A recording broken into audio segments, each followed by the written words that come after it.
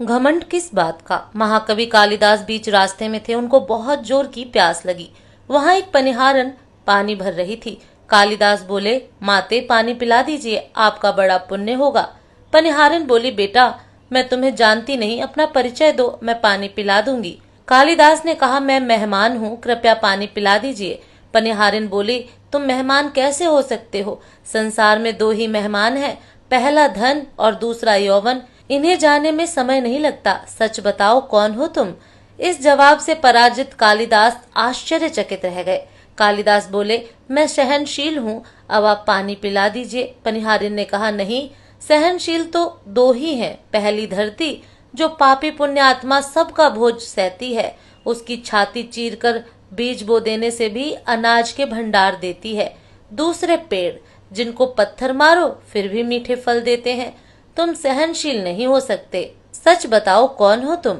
कालिदास मूर्छा की स्थिति में आ गए और तर्क वितर्क से झल्ला उठे। कालिदास बोले, मैं हठी हूँ। पनिहारन बोली, फिर से झूठ बोल रहे हो। हठी तो दो ही हैं, पहला नाखून और दूसरे केश, कितना भी काटो बार बार निकल आते हैं। सच कहो, कौन हो तुम? कालिदास अपने आप को अपमानित और पराजित हो चुके थे। कालिदास ने कहा, फिर तो मैं मूर्ख ही हूँ। पनिहारिन ने कहा, नहीं, तुम मूर्ख कैसे हो सकते हो? मूर्ख दो ही हैं, पहला राजा, जो बिना योग्यता के भी सब पर शासन करता है, और दूसरा दरबारी पंडित, जो राजा को प्रसन्न करने के लिए गलत बात पर भी तर्क करके उसको सही सिद्ध करने की चेष्टा करता है।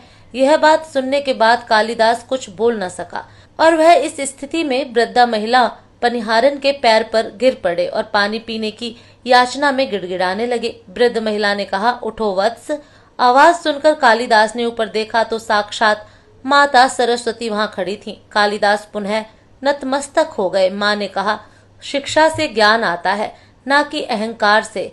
तूने शिक्षा के बल पर प्राप्त मान और प्रतिष्ठा को ही अपनी उपलब्धि मान लिया और अहंकार कर बैठे, इसलिए मुझे तुम्हारी आंखें खोलने के लिए ये सब स्वांग करना पड़ा। कालिदास को अपनी गलती समझ में आ गई और भरपेट पानी पीकर वे आगे चल पड़े।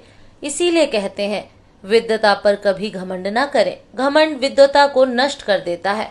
दो चीजों को कभी व्यर्थ नहीं जाने देना चाहिए, अन्न के कड़कों और आनंद के क्षण।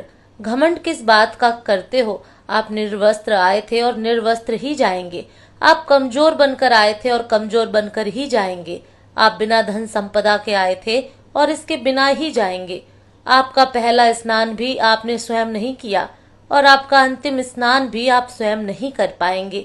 यही सच्चाई है। फिर किस बात का इतना घमंड, और फिर किस बात की इतनी दुर्भावना, किस बात की इतनी खुदगर्जी? इस धरती पर हमारे लिए बहुत ही सीमित समय है और हम मूल्यहीन बातों में बर्बाद कर रहे हैं। इसलिए अभी से प्रभु की आराधना में लग जाइए।